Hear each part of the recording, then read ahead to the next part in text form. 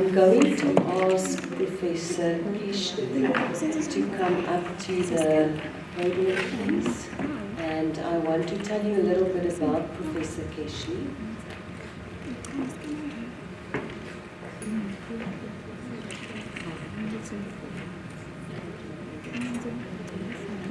Professor Keshni Bipath is an esteemed associate professor in the Department of Early Childhood Education at the University of Pretoria.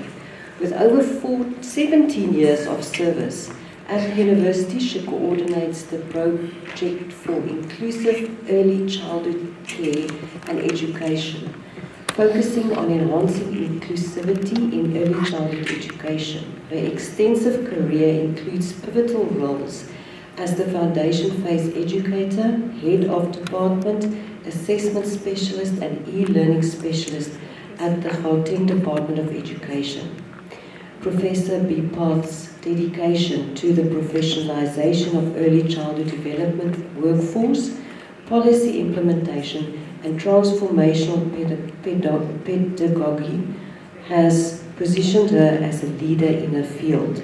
And today she is going to talk about building strong relationships among parents, teachers and the community in ECD. Thank you so much, Professor. Good afternoon, ladies and gentlemen. It is an absolute pleasure to be here today to speak to such powerful women. And today, when I was having lunch, I had lunch with such a powerful bunch of principals and deputy principals. And I wonder if those women can stand up.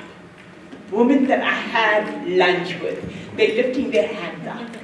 And let me tell you, ladies, these women who I was speaking to around the lunch table, they were honestly strong women of character and integrity.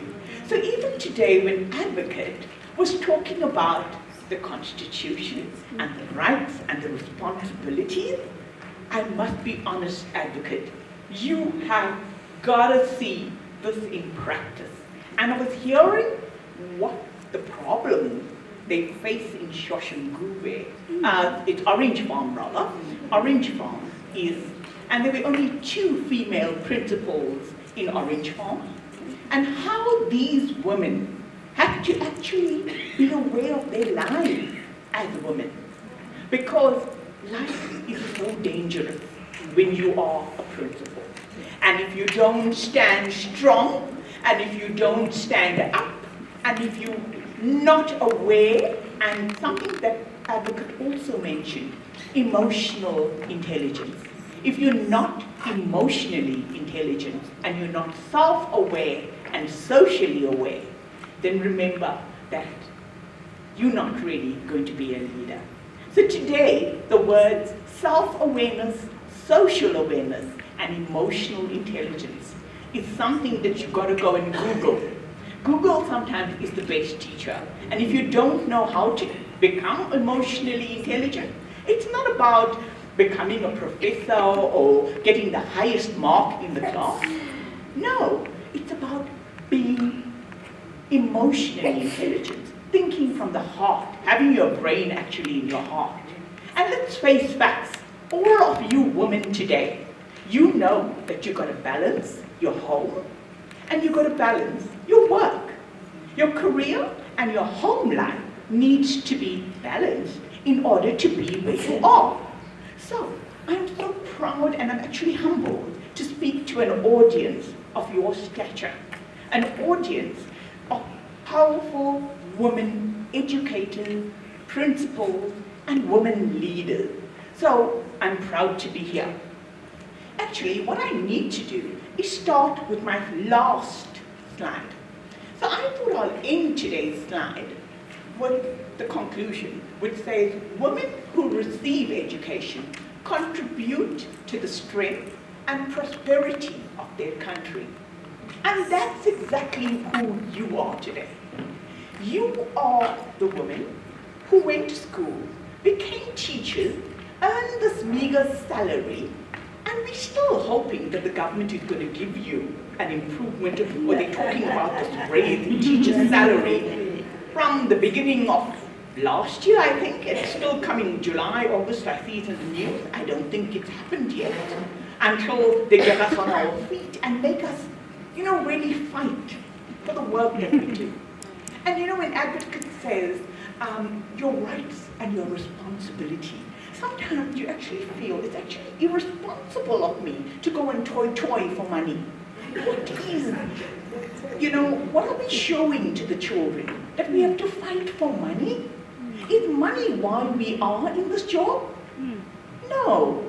Money is not the reason why you are a teacher. Money is not the reason why you are a principal. You are in your job because it is a calling, and besides that, when you see the faces of those students, those learners, when you see the parents smiling at the end of the year when it comes to speech and awards day, then your mission is accomplished. So let's get back to my topic. The topic today was building strong relationships among parents, teachers, and the community in early childhood development. Now you all know that early childhood development has moved away from the old department and it's moved into Department of Basic Education. And while I was speaking to the woman around the lunch table, one of the questions I did ask a few is, do you have an early childhood development center in your school? And most of them said yes. And that really thrilled me, because you all know that the child's development in the first 5 years of that child's life actually spikes the brain development. And thereafter, the brain development goes at a level. That's how the graph is by many, many experts. So, if the child's brain is developing at such a fast pace in the first 5 years, why is there no qualification for the teachers or for the ECD practitioners that are teaching or training our young learners, the future of South Africa? Imagine you are young mums, or when you were younger mums and you had your babies. How difficult was it for you to leave your babies with people who were unqualified?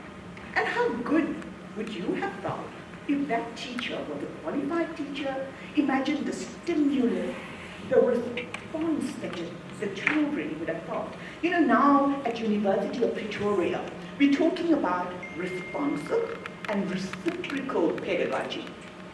So, when you are in your classroom, and even if you're a teacher in a high school, it is so important for you as a principal sometimes to ensure that the teachers are not teaching in a teacher-led fashion.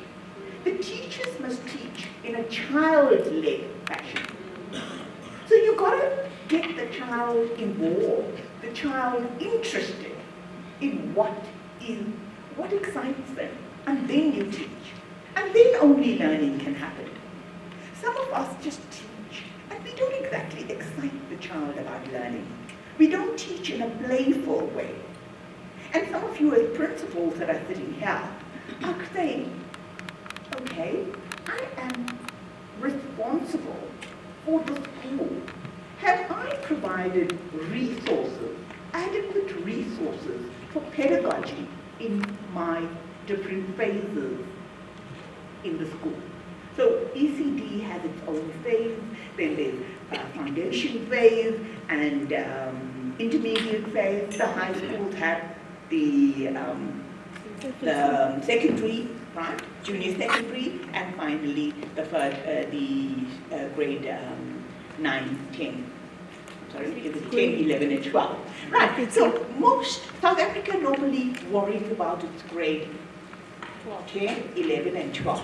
Yes, grade 12 learners, they spend tons and tons of money at the expense of ECD schools. So one wonders, ECD centers, why is there no money? Suddenly you have people who are teaching reaching with their hearts in dysfunctional areas like Orange. I wouldn't say it's dysfunctional. When I spoke to the women in Orange Farm, I must tell you, they have made a difference in those schools that they are in. They have not let it be dysfunctional. Those students that come into those schools have seen powerful women as principals, and they would want to emulate that. I can imagine those high school children or those primary school children in grade 5 being in a primary school center, school, and saying, wow, if my principal is such a wonderful, strong woman leader, that's who I want to emulate. If I ask all of you today, who made an impact in your life, and why are you a teacher? Why are you a leader? I'm sure all of you would tell me, my foundation-based teacher, either a grade 1, grade 2, or grade 3. Because remember, there was no ECD when we were in school. There was normally you get into school and it was grade 1. It's only now that the government is talking about ECD, and up to now they haven't made it compulsory. So, if I go further into my slides, the workshop was supposed to be about how to hit the bullseye in relationships between parents and teachers. So you can see the dartboard, right? And you wonder who is the dart. And yes, advocate. I can't see advocate anymore. Oh, there she is. You know, when you were talking about catalyst for change, I actually wrote it in my slides. The teacher is the catalyst for change. She can change the learner performance, the parent engagement, and build a prosperous community. The power is in your hands as leaders in your school to ensure that the teachers make that difference. And you know what it is about? How to hit that dart to get bullseye? It's about respect and personal regard. Advocate also spoke about trust, and with trust comes communication. Remember, in South Africa, we have different cultures, and with the different cultures, we have some cultures that feel afraid that this is not my space, and I'm afraid to speak to the teacher. We need to break that barrier. We need to ensure that the parents realize that they have a responsibility for their child, and you and that parent and that community mutually work towards building up that child's future. Remember, in vulnerable communities, in disadvantaged communities, children face bleak futures. And if we don't get up and act as if we're going to make a change, then we're going to the rich are going to get richer, and the poor are going to get poorer. And you know who's going to be the dart that's going to change it? We are the dart. As teachers, as principals, as deputy principals, as leaders, as district officials. I don't know if any of them are here, but remember, guys, an education can make that change. We've got children in our hands. Children are the future. If we go on, we look at, and this was supposed to be for the workshop, but I'm just going to go to the bottom things, right? So ECD teachers are generally women, and you'll all see it.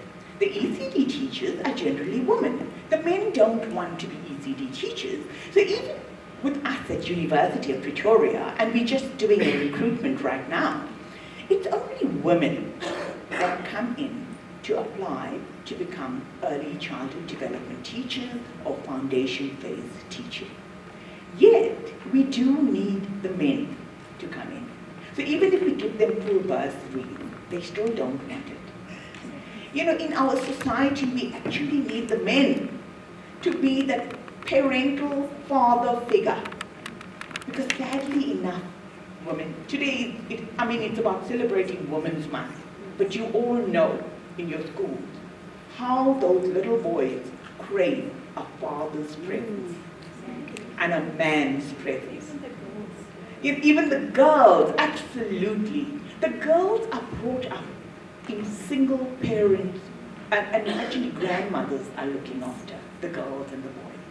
And that all makes our heart bleed. We know it as principals, as leaders. But how lovely it is to share that love. But now, in the Department of Education, remember we have the CAPS document, and we've got to move with the CAPS document, and we've got to provide this love, this pedagogical love that they talk about, and care, and also develop a relationship with parents and with the community. Right. So the last bit says, many activities and attitudes create an environment where parents are engaged with the children. So there's a difference between involvement and there's a difference between engagement. So previously, when we were in school, and that I'm actually an old girl, but when I was in school in the 70s, right, my father and mother were only involved when they had to come in for parent meetings and parent evenings. So that was involving the parents. Okay, come in. You can just speak to the teacher from afar. Then go back. Your place is actually not really in school. Now, we want to engage the parents. We need to engage the parents. And you'll see when I talk about benefits, why it's so important. But you engage the parents in the daily reading, singing songs, learning nursery rhymes, arts and crafts, and you guys were supposed to look for other things. We're not going to have time for that. Okay, but if you bring in the mums and dads from the communities to talk about the traditional stories, do you know what it does for the child in the classroom? You're hearing a traditional, perhaps a Veda story, and the child is feeling so special that mum or grandmum or dad came to play his guitar and sing a song that is in an African language. And that's what we need to do more. Because when the child feels the parent is involved in his education, and the teacher knows the parent, he begins to perform because he feels a sense of belonging. And it is so important for each and every one of you as teachers and as leaders to create that sense of belonging amongst every child and parent. They must belong into the school. It mustn't be school that's just the little square. I drop my child off, I pick my child. No, a school should be an energy. It should be an oasis with flowing water. As I was walking with Sylvia down the place to have lunch, and we saw the water fountains. And that's what our school should be. It should be a sprinkling water fountain. There must be energy, not a dead, dark pool, that's dumped and green stuff growing. No, you can make a change. You are a change catalyst. So go back on Monday, try and strategize and see how you can make that change happen as a principal, as a teacher, as a leader. So what is the benefit? Why do we have to have them? The benefits to the teacher, I think you can read to yourself. But look at the benefits to the parent.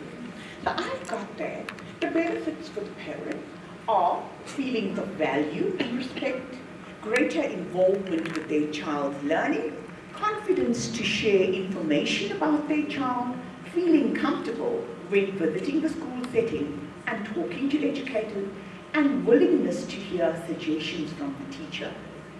Now some of you, when you are standing at the gate and saying goodbye, I'm sure principals, you need to do that. You need to be visible in your school. I hope you're not sitting in your offices. You need to be out there saying goodbye. The lady is laughing with me and saying, gosh, if I'm outside, I'll perhaps be shot in orange form. But remember, guys, when you're out there and you show your visibility, that's also building relationships. So sometimes a parent might want to jump out of the car and say, do you know that I lost my wife the last week? And my child is feeling a little offbeat. So can you just check with the teacher that she's okay? So it gives the parents an opportunity to talk about sad things like that, because sometimes the child comes back and the child doesn't want to tell the teacher that. And another little experience that I want to tell you. When my child went to school, I don't know how many years now, 29, right? But he was changing from a grade 3 and going into the grade 4 year. And I was so pleased with his grade 4 teacher.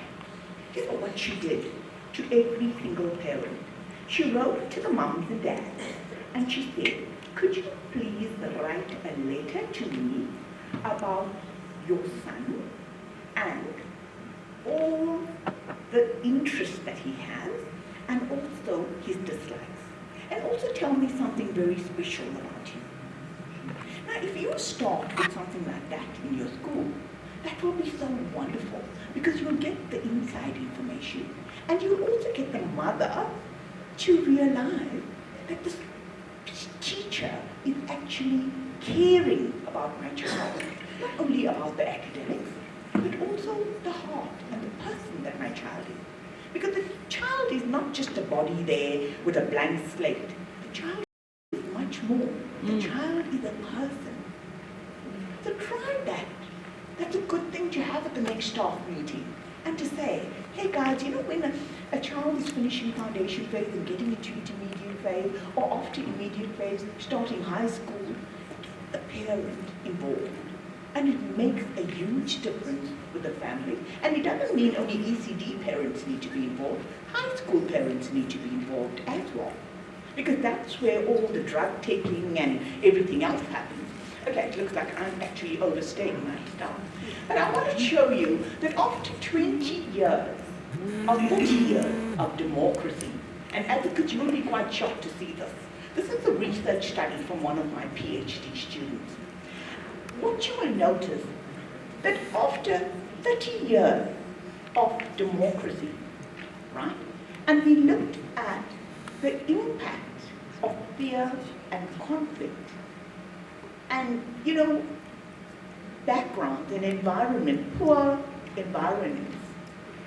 What is the impact on the child, on the parent, and in the community? The student came up with 3 circles. The theoretical framework was Bronfenbrenner's ecosystemic factors. So Bronfenbrenner was the first circle. If you look at the first circle, that is the child. Then the microsystem is the home and the child. The mesosystem is the teacher and the school and the child. And the exosystem is the, what did I write here? The exosystem is the Department of Education, the school social worker. The macrosystem is the beliefs, the customs, the values, the ideology. Right? And then we went on to the, with my page 3, the chronosystem, which is the changing times, environment, abnormal fears, COVID-19, swine flu, wars, unemployment. Now children are faced with all that. You as principals and women are also faced with that, teachers in school. Right? But after 30 years, this is the low socioeconomic low socioeconomic status group. You'll see all the circles are red. So we use the colors of a robot. The red shows danger signs. Children said, I'm left alone at home, I don't have anyone to talk to. I actually feel hurt. Parents were saying, I'm often not around at home. I don't spend too much of time without them. There's too much of conflict at home. We fight a lot with her mother. She's scared, and I am fighting with his father. Teachers' voices are assure learners of their safety and protection, tell stories, and I think they can relate to in order to address fear. So those are some of the things, but what I want to bring to your attention, in the low socioeconomic area, everything is red and orange. The only thing that's green is the mesosystem, the teacher. The child feels safe with the teacher. Now look at the change in the middle. Why doesn't it show? What have I done wrong? Right, So the middle income class, right, the middle socioeconomic status group, shows more yellows. The only thing green there for them seemed to have been the outside people. And they felt that perhaps because they're middle class, they're getting more opportunity. But the child and the parents were trying against all odds. Remember, they're middle class, they're trying to break the barriers about becoming a little bit, richer or better. But the teachers in the middle class seem to be the problem. The child said, the teacher shouts at me with an angry face. I feel scared when the other children are bullying me. So bullying and the teacher screaming at the child happens in the middle class. And obviously, the student did her work by collecting drawings from children who are 7 years, 8 years, and 9 years. From the drawings, we saw what was going on. Then if you look at, oh goodness, what happened here? I need to show you this one. The high socioeconomic group. Can you see the greens? So after 30 years of democracy, one would try and think there might be a difference. Because to tell you the fact, it's not only white children in the private schools. If you go to private schools today, you're going to find a lot of black children, a lot of Indian children, a lot of colored children. And yet, this is the story. After 30 years, so one wonders, is Orange Farm, Shoshaguve, Mamelodi, Soweto, Ivory Park, Ebony Park? We've got that in South Africa. What are we doing? Is there something wrong? We are powerful women, we are women leaders, we have a space, we can do it. So all I appeal to you today, to occupy that space, make a change. You can. You are a catalyst. You are a dart. So try and hit bullseye. Thank you.